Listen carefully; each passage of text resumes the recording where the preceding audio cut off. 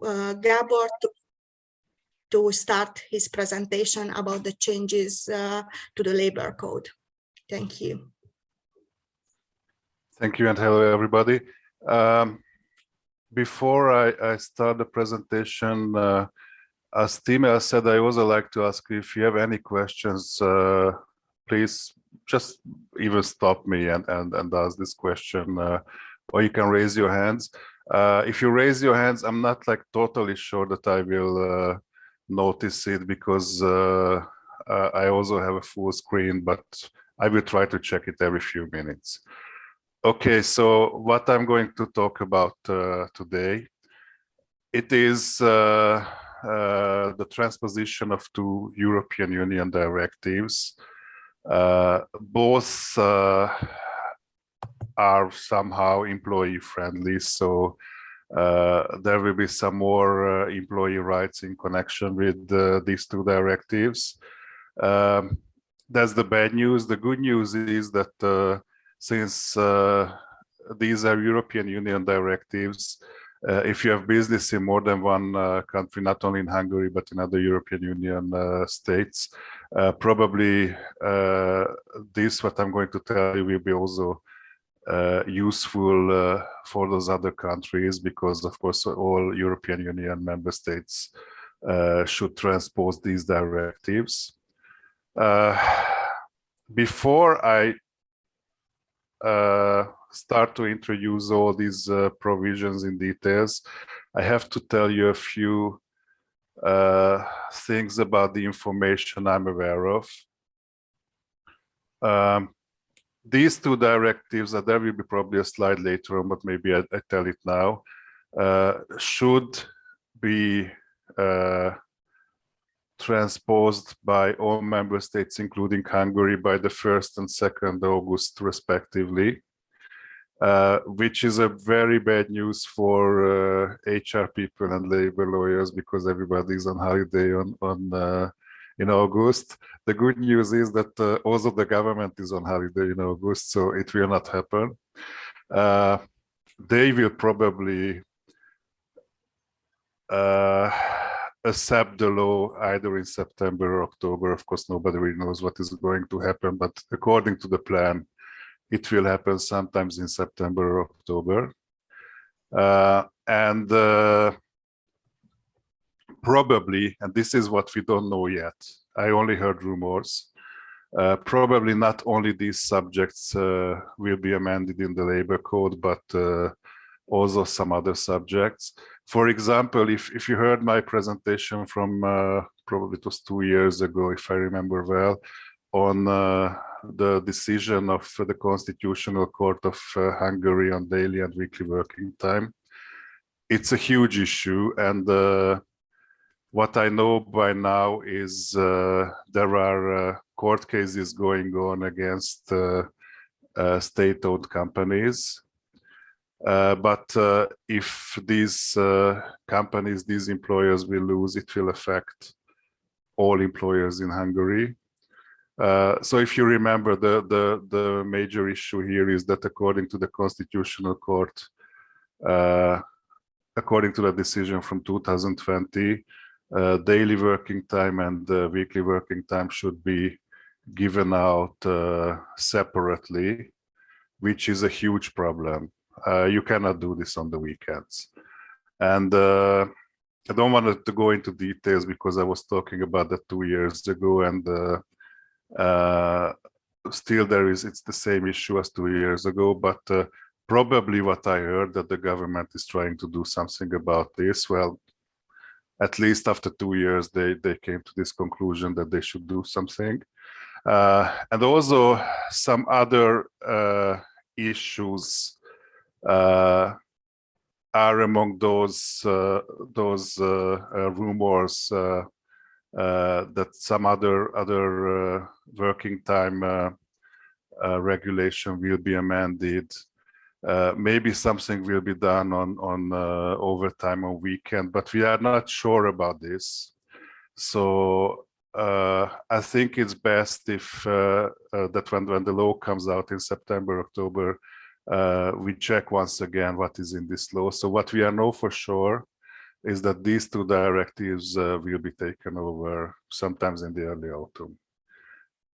And before I start to introduce the directives, there's one topic I always start my presentations with in the last few years, because I think it's so important that everybody should be aware of this. And the problem is the following. The Hungarian government is and has been very employer friendly. Might sound surprising, but this is the fact that the labor laws in Hungary are very employer friendly in comparison to even neighboring countries, Slovakia, Czech Republic, and so on, and especially in comparison to Western Europe.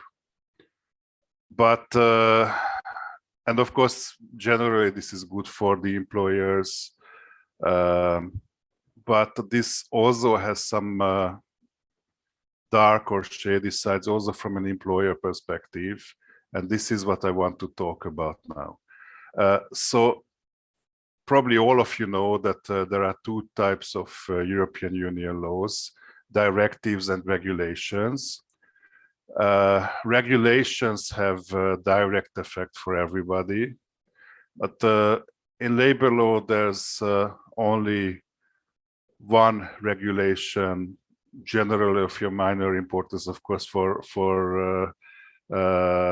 people who are dealing with this. It's a huge importance. It's about the working time of truck drivers and bus drivers. Of course, quite frankly, it's a very important regulation because the whole economy depends on truck drivers.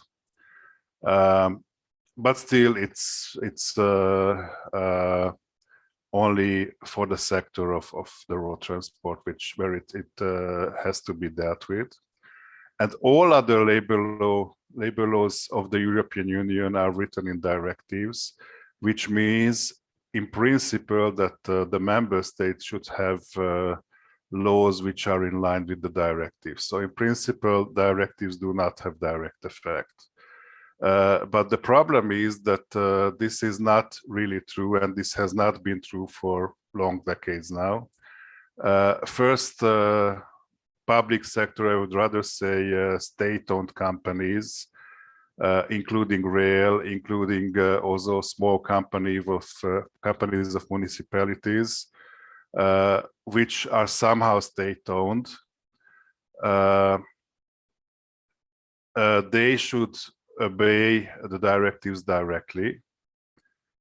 And this means that if the labor code has a provision which contradicts the provisions of the directive, then it's a very tricky legal issue. In principle, the directive will have direct effect, and those state-owned companies has to apply the directive and not the Hungarian labor code. But come on, you're a Hungarian lawyer, tell a Hungarian company not to apply Hungarian labor code. It's really a nightmare. And I have even worse news with this. Since 2018, there are 2 or 3 judgments of the European Court of Justice, so the Court of the European Union, which are basically saying that if some employee rights is in connection with Article 31 of Charter of Fundamental Rights of the European Union, then and this employee right is written in a directive, then it will also have a direct effect. And as you see, this affects working hours, maximum of working hours, daily and weekly rest, and even paid leave, so vacations. And actually, these are the topics where we have huge issues regarding compliance with European Union law. So I would say that since 2018, each and every employer in Hungary, each and every company bears a risk that if the employee finds a very good labor lawyer and he or she is aware of this issue, then even if we are totally compliant with the Hungarian labor law, there might be losing cases based on European law. So this is a very bizarre case where Hungary tried to be nice with the employers, tried to be nice with investors, and still it can hit back on those employers the Hungarian government tried to be nice with. I'm not saying it's a serious issue right now, because I don't think that this is an information that people know very well, but this might happen. So this is the first general risk of being employer in Hungary, and the second one I was talking about is this constitutional court decision. I hope at least the latter one will be somehow solved in the autumn by the government. This one definitely not, until there's a court decision against an employer active in Hungary. I don't think the government will do anything about this, but just please be aware of this this risk. As I told you, the deadlines of transposition for these two directives are 1st and 2nd of August, but this will quite probably happen sometimes in the early autumn. And because of what I have just told, this delay may have some legal significance, but I don't want to say that this is a serious issue, but like this might happen. We don't, as I said, we do not know the exact content of the law. Based on the rumors I've heard, the people in the ministry have not even started to work on this concept, so it's not, the text is not even ready. But based on the texts of the directives, I think it's pretty obvious what will be in the Hungarian labor code, or in all labor codes of the member states of the European Union. So we kind of know, at least with these two topics, what will be in the law. And it's, I think, also important to talk about this, because it's obvious that in the autumn, all companies will have some burden of administration, probably I would even say a larger burden of administration, for example, in connection with the information sheets. Based on what I know, it's quite imaginable that all employees, so not only the new entrance ones, but all employees should receive a new information sheet in the autumn. So I think it's best if we start to prepare ourselves for it. So let's check what is to be expected. I will go on details of the information sheet. So this is the piece of paper or electronic document you have to give to the employee based on present rules 15 days after starting working. It will also, this deadline will also change. I will talk about this. And also, it's very important, quite a lot of companies do not know about this. Not only new entrance employees have to receive this, but also the ones whose working conditions written in such information sheet has changed. So please remember that if anything, any information in the information sheet changes, you have to give the employee a new one already according to the present rules. And this will not change, only the deadlines will change. We will talk about this. So the directives talks about the topics on which the employee has to be informed. And the first one is the identities of the parties to the employment relationship.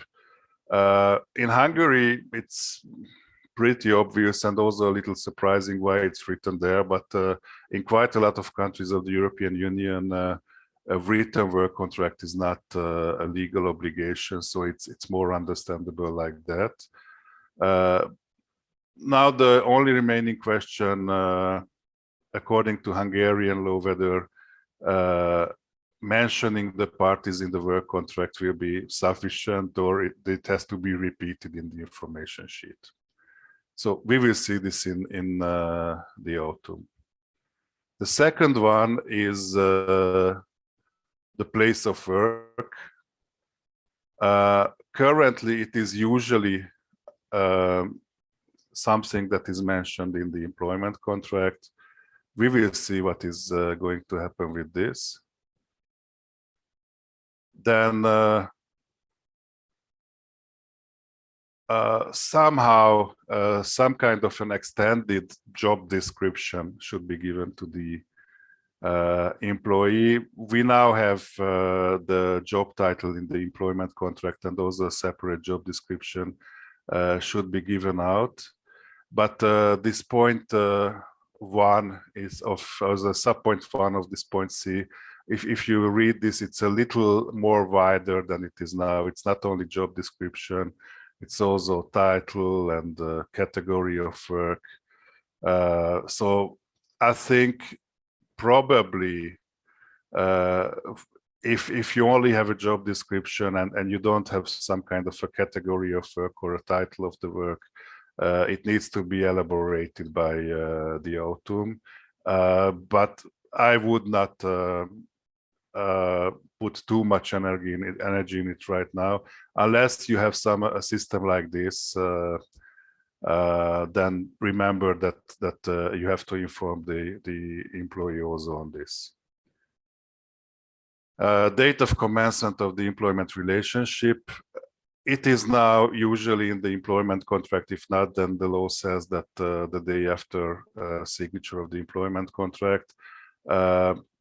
Probably this should be included now in the information sheet from autumn on. In case of a fixed-term employment relationship, the expected duration of such employment relationship, there is also currently such an obligation of the employer. Only this should not be included according to present rules in the information sheet. It should be somehow written in the employment contract, or somehow the employee should be informed on the expected duration of the fixed term contract. Actually, the issue is here are with the contracts of replacement, especially women or to some extent men on childcare leave. It's also, as according to the present rule, a bit hard to predict when the person who is replaced will be back. I usually propose my clients to ask this person on his or her intention, and then inform the replacement employee on the intention of the replaced worker. But of course, he or she can change her or his mind all the time. Then, in case of temporary agency workers, the identity of the user and the takings, there's nothing new here. Based on present rules, the temporary work agency also has to inform the worker on the user undertaking. So it's not a novelty according to Hungarian law. Then duration and conditions of the probationary period. It's not an obligatory element of the information sheet as it is now. Usually some text thereon is there in the work contracts, but not in the information sheet. Good news is that reference to law like some paragraphs or sections of the labor code will be enough for this, but this is a new element. So if you make a new sample of the information sheet, don't forget that until now this was quite probably not in the information sheet. Then this is a totally new element, the training entitlement provided by the employer. This has not been in the information sheet until now. It's basically about the possibilities for training for the employee. This has to be in the information sheet. There's also a provision in the directive that a reference to law is in us here, and there will be some very important provision later on training at the employer. I will tell you later.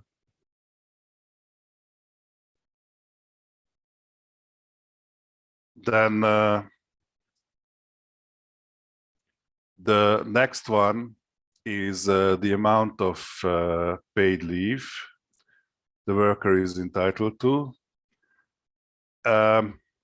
Actually, it's not the same wording as it is now in the labor code, but it's pretty similar, so I don't think there will be major substantive changes here.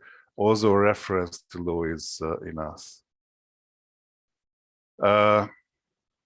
Now, this will be a major change.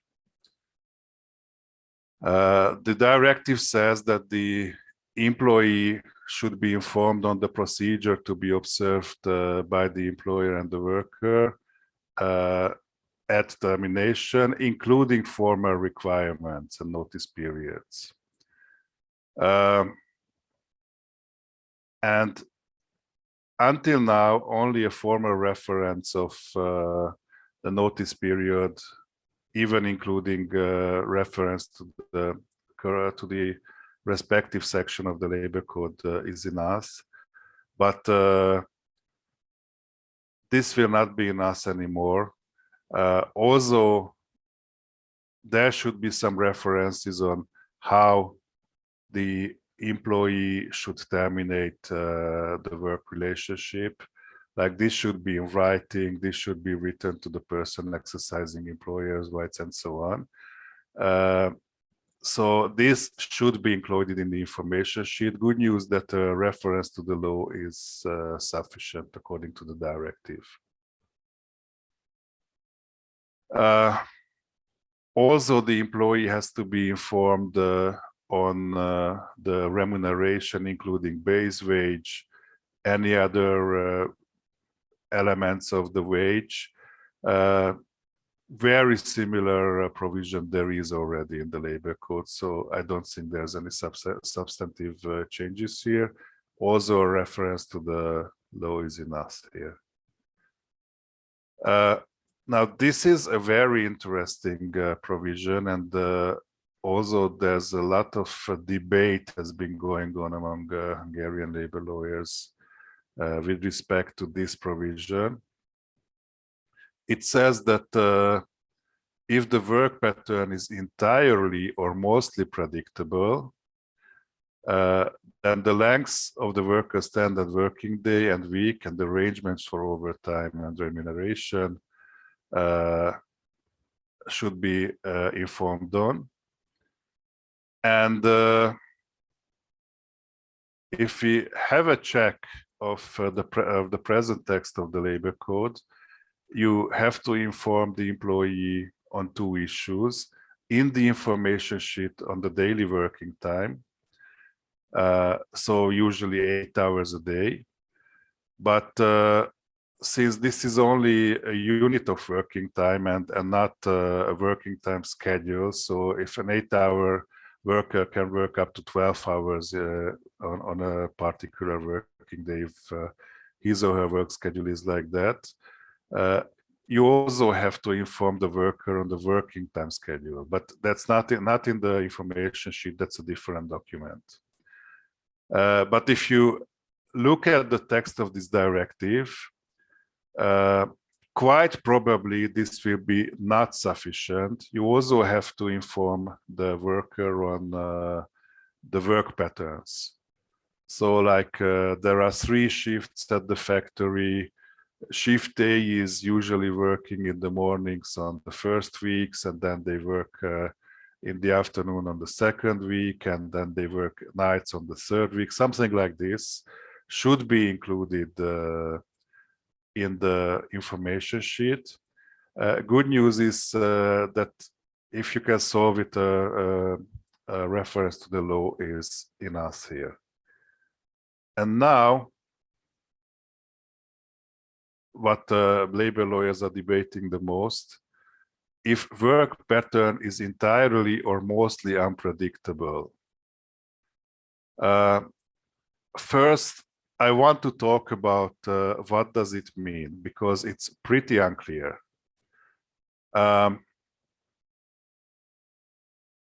The European Commission, when it was asked to clarify this this sentence, like what worker it is whose work pattern is entirely or mostly unpredictable, made a very simplistic declaration that if 50% of the working time of the worker is not predictable, then he or she falls under this category. 2 notes here. The first one is, or 3 notes. The first one is that according to European Working Time Directive, overtime counts as normal working time. So there's no such thing in European Union law as overtime. It's just working time and rest time. It also means that if we are talking about working time, which is an opposite, which is to the opposite of rest time, it's really close out each other. So what happens in Hungary, that you work on Saturday on a rest day, it's totally impossible according to European Union law, because if Saturday is a rest day, then you simply cannot work on it. It's either a rest day or a working day. This is the logic of the European Union Working Time Directive, and this logic is not fitting in the Hungarian labor code as it is now. Probably there will be something done about this, also because of the Constitutional Court decision in the autumn, but we will see what is going to happen with this.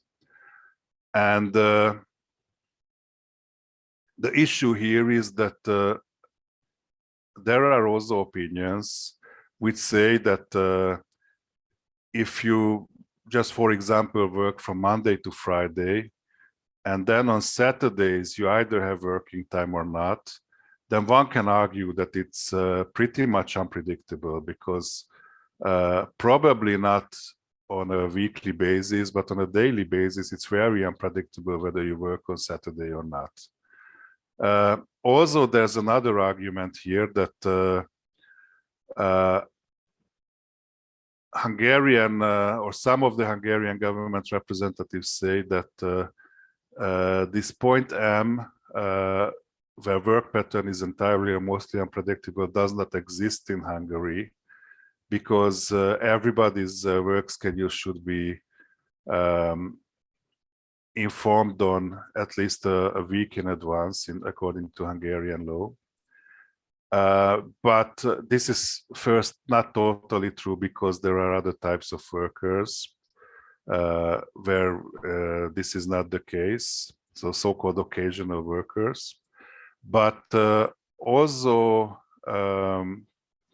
the directive says that these provisions do not totally apply to so-called zero-hour contracts, which do not exist in Hungary, but they exist in Germany and I think some other countries in Western Europe. And if the directive itself says that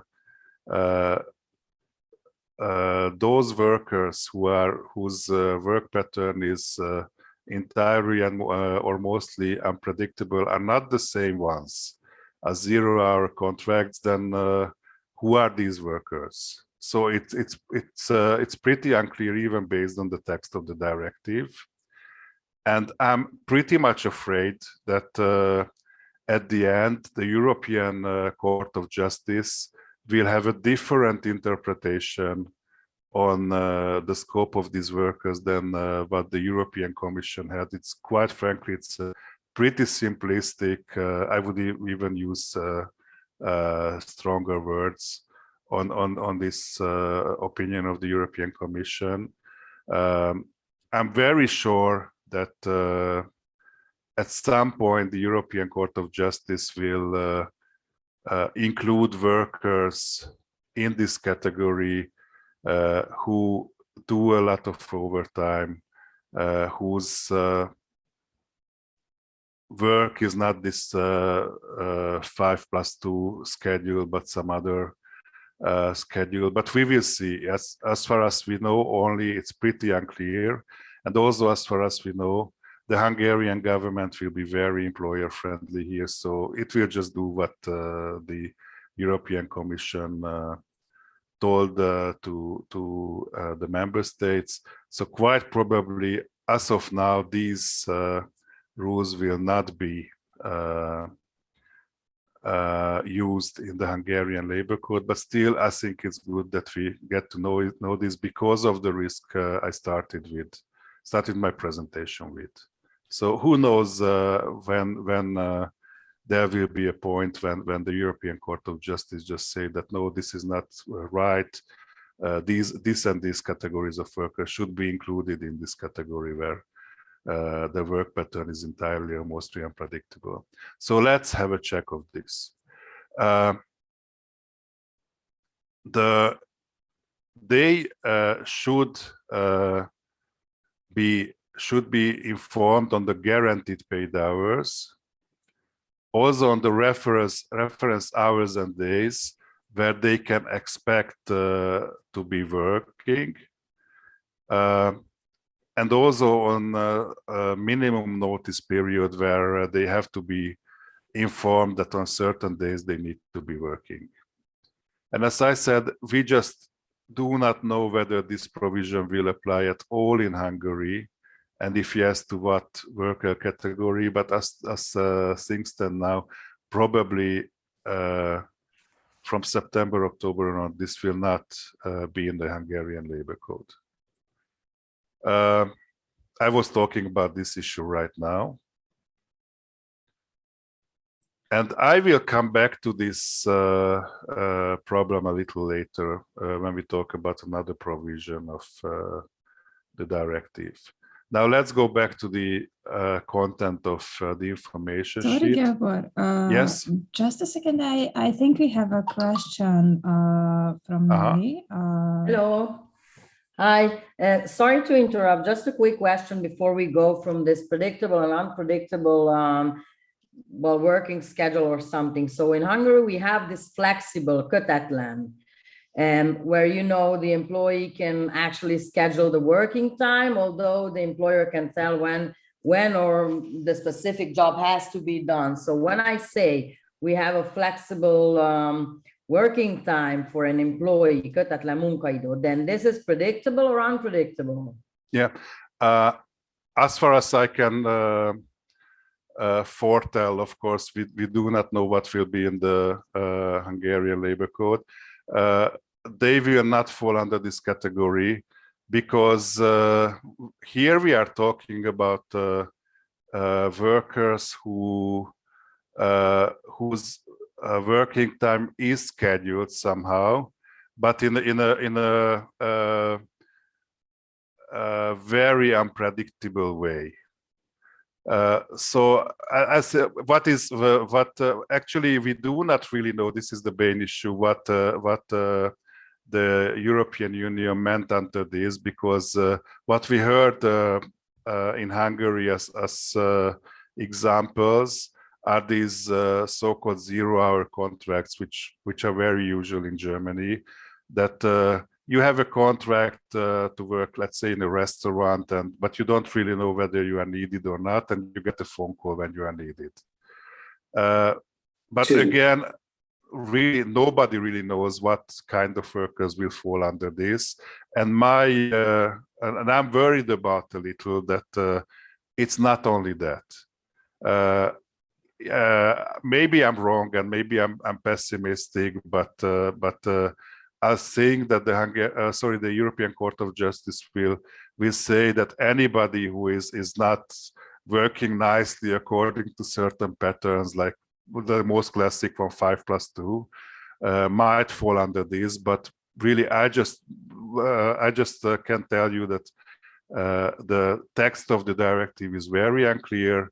The intention of the Hungarian government is to use this as a minimum, so they probably will not even use this text of the directive, and will tell that there are no such workers in Hungary. But I'm not like totally sure whether this opinion of the Hungarian government will be identical with the opinion of the European Court of Justice. But I cannot tell you what types of workers are there, but I would say kötetlen workers will not fall under this, because their working time is not scheduled. At least legally, they are not scheduled. So you would say probably they will probably fall under the predictable working, I don't know, schedule or something. I'm saying officially they don't have a work pattern, because they are the ones who decide when to work or not. I know this is not the case in reality, but according to the text of the law, it is like that. So I think we are talking about here workers whose working time are scheduled by the employer, not by themselves. Okay. Okay. Thank you. You're welcome. And then, yeah, collective agreements. There's not much. It's a much longer text than we have now in the Hungarian labor code, but it will not be a big difference on this. So you have to inform the worker whether they fall under a collective agreement or not. And this is some kind of a novelty, and we'll see how it will be taken over by the Hungarian labor code. If the employer has a responsibility to pay some kind of a social security or to take care of social security payments. I'm not an expert of this, but I think it's above 100 employees. But sorry, I'm not a social security lawyer, I'm a labor lawyer. Then this fact should be also included in the information sheet. We see what is going to be in the labor code. And there's one more, which is not in the directive, but I can bet a lot of money in it that it will remain in the Hungarian labor code, that you have to inform the worker and the person exercising the employer's rights. I think it will just remain as it is now. Now, as I told you in the beginning, according to present law, the information sheet has to be taken over to the employee with a 15 days deadline. It will be 7 days. I don't think it's a big issue, because usually what I see is that the information sheet is already given to the employee at the time of undersigning the work contract. So I don't think it will cause a lot of troubles. But what causes a lot of troubles is that if the elements of the information sheet are changing, then you have to give an information sheet to the employee immediately. So if, for example, the worker is a full-time worker and you agree with him or her to a part-time work, then right next to the amendment of the work contract, you also have to give an information sheet there on. Please remember this. This will be an extra administration burden from autumn on. Also, there are new provisions on workers sent abroad to work. I don't want to go into details with this because most companies, this is not a major issue, because usually it will only apply to workers who work more than 4 weeks, 4 consecutive weeks abroad. But remember that a special information sheet should be given to them. And if we talk about posting, it's also a novelty that a lot of information regarding posting has to be included in this information sheet. I was talking about this maybe last year or 2 years ago, but just a quick reminder. Posting is when you send the worker in the provision of services, and there are 3 types. Either you have a contract with a client, like you build a building, or you make some other services for your client in the European Union. The second type is that you send your worker to a sister company, like a Hungarian subsidiary sends a Hungarian worker to the German owner. And the third one is temporary work, so munkaerőkölcsönzés. All these 3 subtypes, in case of all these 3 subtypes, there are very strict rules on posting. A lot of administration has to be fulfilled, especially to the host country. So if you send the worker to Germany, it's really an administrative nightmare to fill out all the documents for German authorities and so on. But the major provision is that relating to quite some topics, the law of the host country is to be used. For example, and most importantly, German law will decide on the amount of salary of the worker, and not only law, even collective agreement. So if you send the employee to, I don't know, to Düsseldorf for performing some activities, and there is a collective agreement for the Düsseldorf area for your branch, then first you have to check what do I have to pay for, I don't know, IT people working in Düsseldorf, and then you have to give this salary to the worker for the time of posting. So it's really a lot of administration. You have to gather a lot of information before you do so. Probably have to talk to local lawyers, and also you have to fill out a lot of documents to the authorities before you can do this legally. And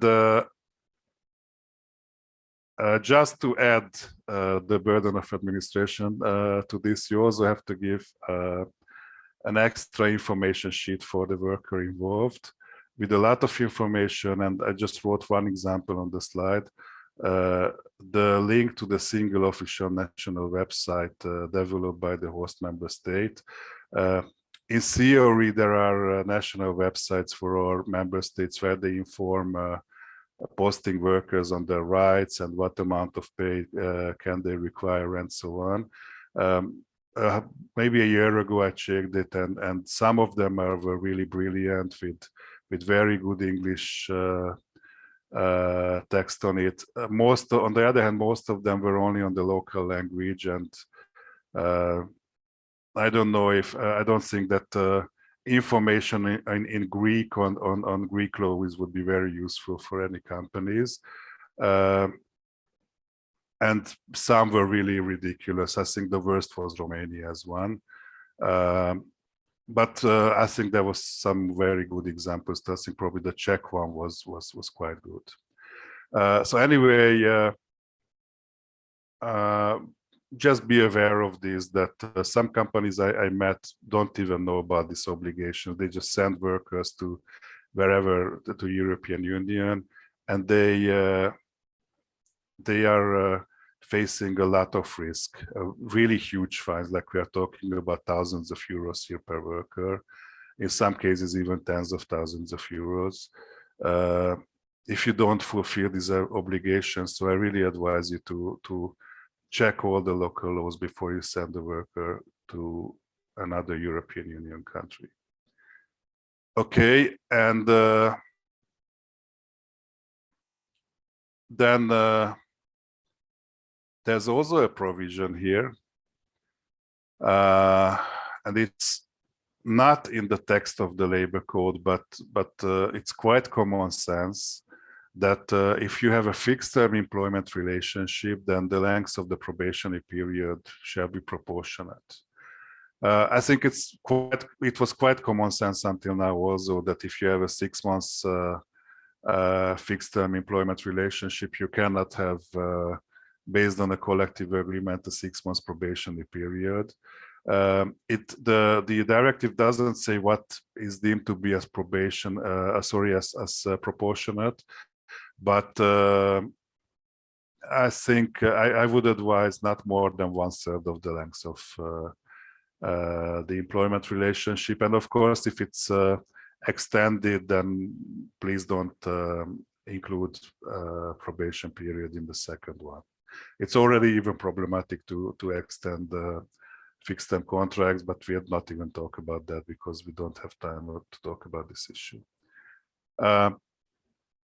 Now, this one is also pretty interesting.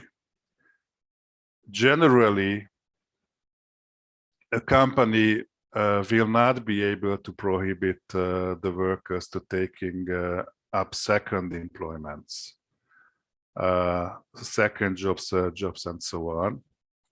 But there are exceptions. If you see in the second paragraph, the member states may decide on such exceptions on objective grounds such as health and safety, protection of business confidentiality, and avoidance of conflict of interest. And I think if you look at present Hungarian labor code, the outcome of the rules are pretty similar. So just let me tell you 3 examples. If you work for Coca-Cola, it's obvious that you cannot work for Pepsi-Cola too.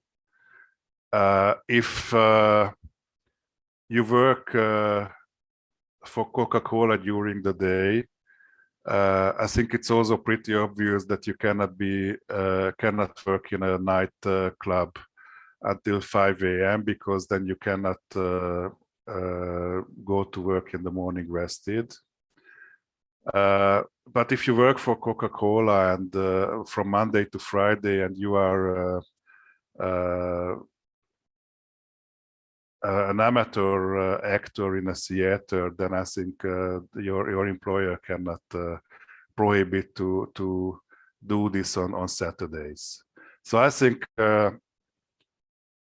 this might be included in the text of the labor code, but it will not be a real novelty based on present labor law practice.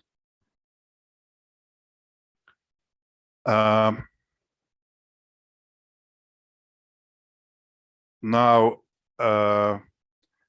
let's go back to these workers whose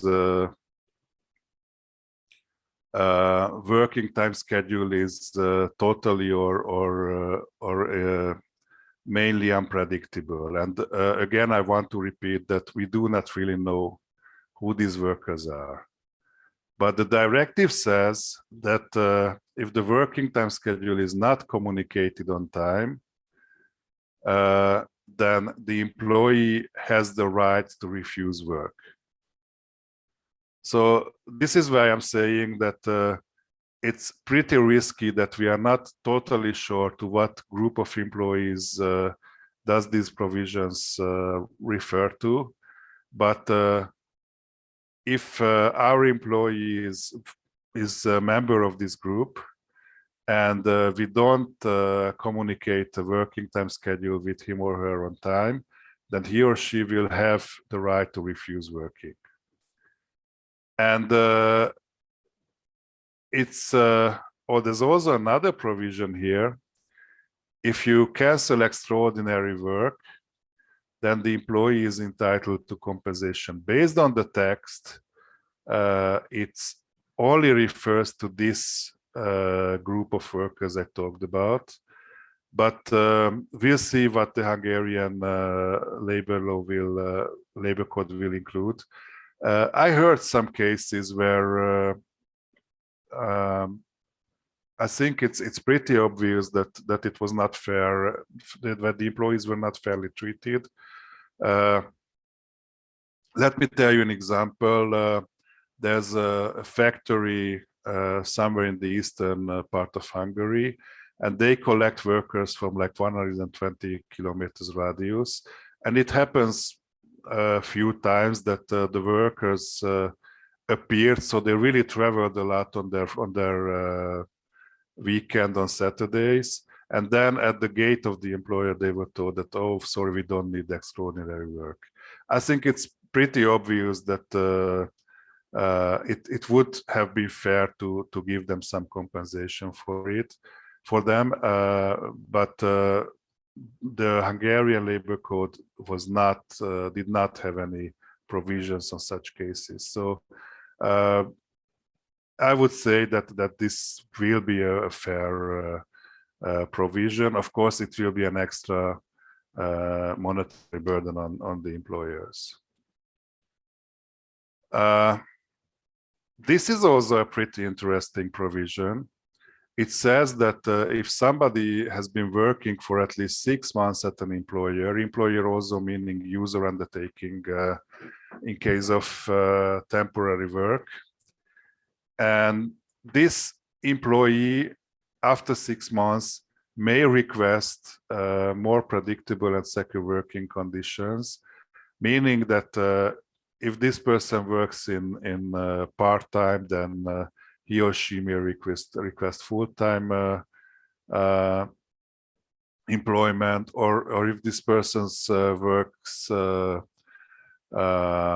in fixed-term employment, he or she may request normal employment, or if this person works under temporary work, so munkaerőkölcsönzés, he or she may request a normal employment at the employer. The good news is that you are not obliged to fulfill this request. The bad news is that you as employer will have to give a reasoned written reply. So you have to explain the worker why his or her request cannot be fulfilled. Of course, this will also increase administrative burden, and also it means that you are encouraged to have a normal employment, and you have to give an explanation. What is the reason you don't want to give normal employment to the workers?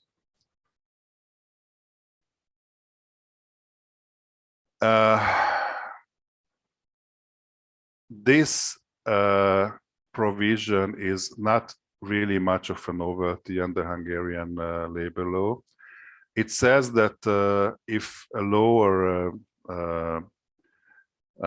collective agreement or whatever requires the employer to provide training to the worker, then this training shall be provided free of cost and shall count as working time. Maybe this latter one is important.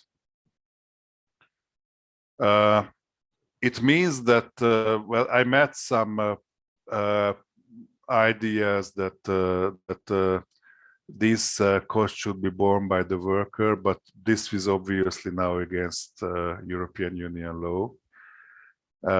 This cost has to be borne by the employer. And I also met some cases where such trainings were given to the worker in the evening or on weekends and so on. It can still go on like that, but this has to be counted into working time. Of course, at least to the second one, I think the first one is already pretty obvious that if you oblige your employee to something, then you have to pay for it. But with respect to whether this counts into working time or not, there were different practices. And now it will be clear that this training has to be counted into working time. And this one is also not very business friendly provision here. It says that if the worker exercised the rights mentioned before, like for example, he denied working because he or she thought that the schedule was informed too late, or requested information on decent working, or for example, refused to take training outside of working time, then and this worker is dismissed, then you have to give a written explanation on what was the base, what was the ground for dismissal. And for the first, it seems to be nothing, because notice letters has to include the reasoning. But this is not always the case, because, for example, we can talk about dismissals during probationary period. And as of course, as this is now, it does not have to include the reasoning. But if the worker says that, oh, I was dismissed during probationary period because I was asking for, so because I was refusing working at a schedule which was not according to the law, then you still have to prove that no, the termination during probation period was not because of this, but because the worker was not performing well, let's say like this. So it will be not enough to just formally present a termination letter during probation period for the worker. If he or she requests, you also have to give a reasoning pretty similar to the ones which you already give during normal termination letters, or in the case of normal termination letters. And of course, this will require a lot of organization thinking, probably include a labor lawyer when a dismissal like this happens, because this might lead to unlawful termination cases. And now the second directive, I will be quicker on this. It's not that long as the first one. It's on work-life balance, balance for parents and carers. The paternity leave will be increased to 10 working days. It is currently 5 working days. Then, so it was the paternal leave, yeah. And now this is the parental leave, tricky English words. There's a pretty complicated provision in the directive here. I'm not going to talk about, but if you read it through, I think it's in line with the present Hungarian law, so that you are entitled to stay at home with your child as a general rule until his or her 3 years of age. So probably it will not change. We will see, but probably it will not change.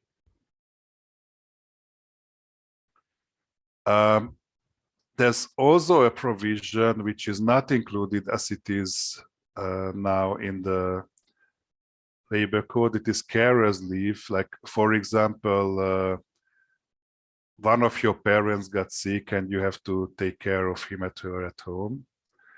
And for this case, the directive gives 5 working days of vacation for the worker.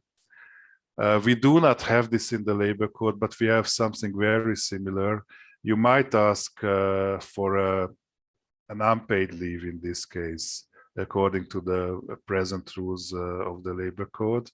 So it will only change that for 5 working days, you will be entitled to paid leave. And from that on, for 1 more year, probably, if the rules remain unchanged, you will get an unpaid leave.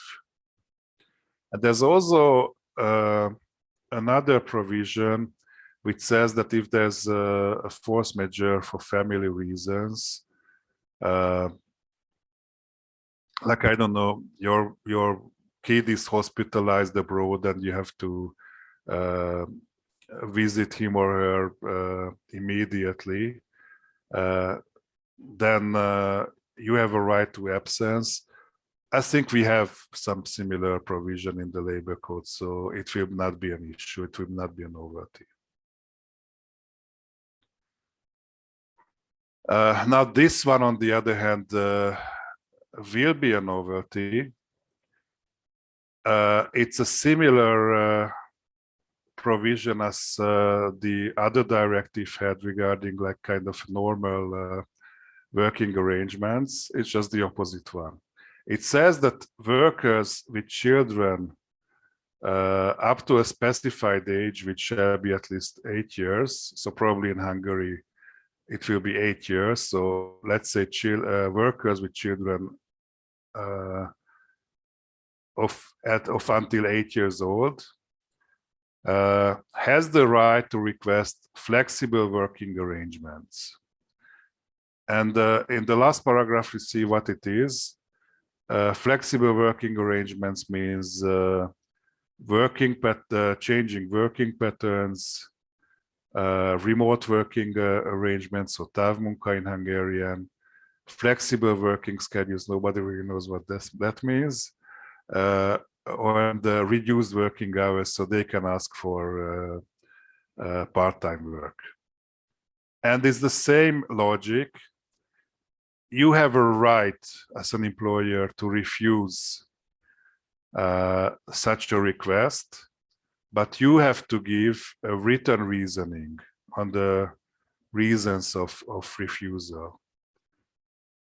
So you have to explain, dear worker, I cannot put you in a part-time work because, I don't know, your work is so important and there's a lack of people who has your knowledge, and we cannot find a replacement for you for the other 4 hours, or something like this. You have to explain why do you refuse the request of the workers.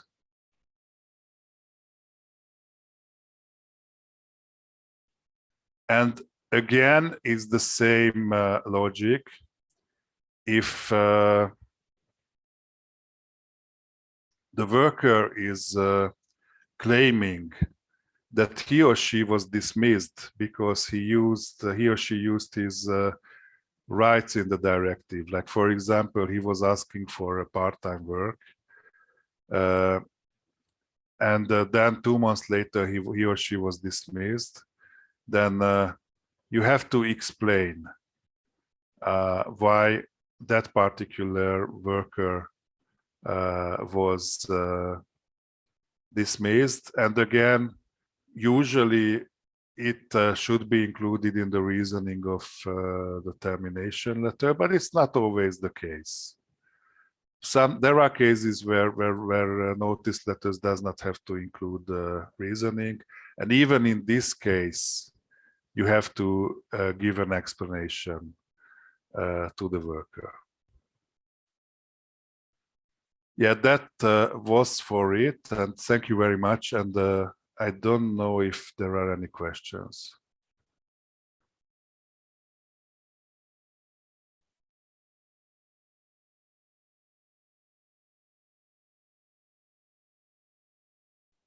Sorry, I have one if no one else has. So if I dismiss the employee, I mean, on employer side for any reason, I can dismiss upon the labor code. But this happens 2 months after a refusal of such right of the employee, but the reasoning of the dismissal is not connected to this. Still, I have to include why I dismissed. No, in this case, I don't think, because, I mean, based on Hungarian labor code, because anyway, the reasoning of the termination letter has to be true and reasonable. Yes, absolutely. So you cannot refer at the court later on, no, this was not the real reason, because then you will lose the case.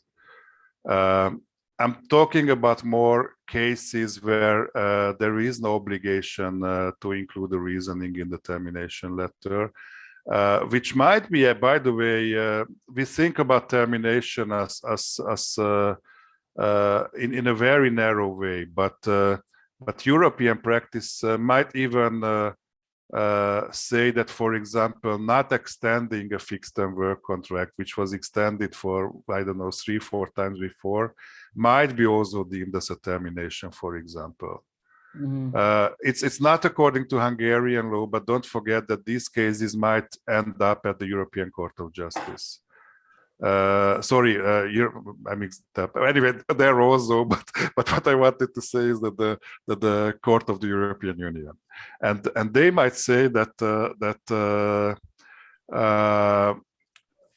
this was, although formally not a termination, but it was a de facto termination. And quite frankly, I think this is pretty much the case. Let's think about a worker with a work permit, like from a third country, who has been here for, I don't know, 6 years, 7 years, 10 years, always extended the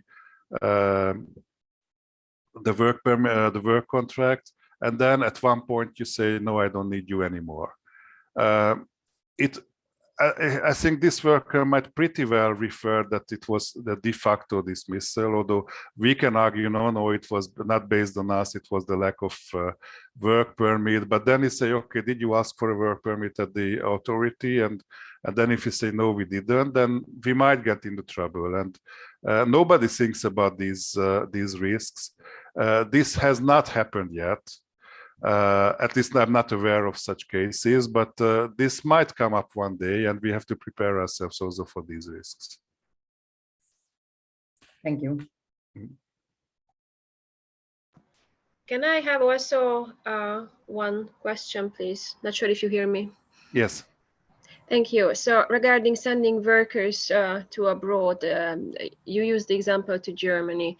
Does it have any rule, like for duration? Would it limit, like if we send someone for 2 weeks, then it would differ if we send someone for 3 months or 6 months? Or is there any rule regarding this duration of time?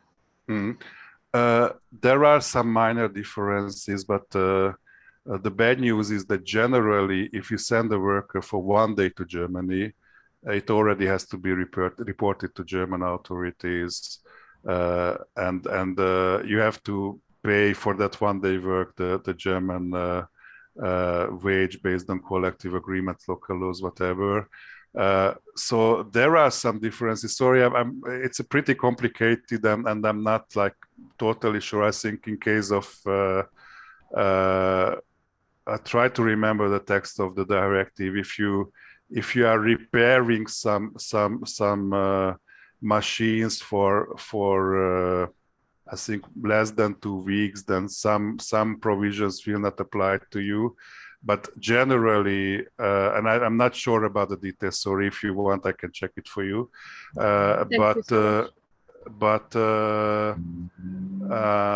Generally, even for a 1 day posting, these rules apply. Okay, if you don't mind, I would be glad to check this with you. Okay, please write me an email and I will. Thank you so much. Okay. We have one question, Gábor, if we can share the presentation with the audience. Of course, yes. So we'll email it to all of the participants. Thank you. Any other questions?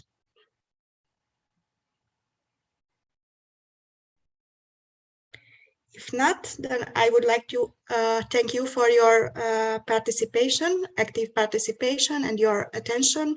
And we will come back to you in September, October, whenever we can see this in the Hungarian labor code. Thank you so much. Thank you. Thank you. Bye. Thank you. Thank Goodbye. you. Bye. Bye.